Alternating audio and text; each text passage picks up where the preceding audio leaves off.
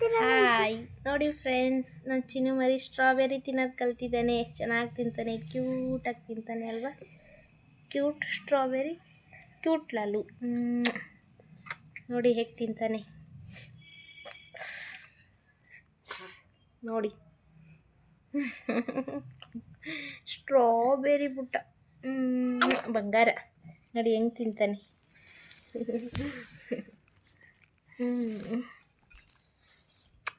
Hi ಚಿನ್ನು ಮರಿ, hi. ಇದು ನಂದು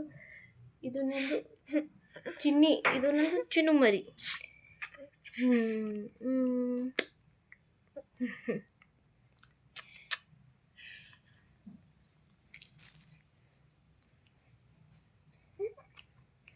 ಇನ್ನೂ ಬೇಕಿತ್ತ ಚಿನ್ನು ಮರಿಗೆ ಸ್ಟ್ರಾಬೆರಿ?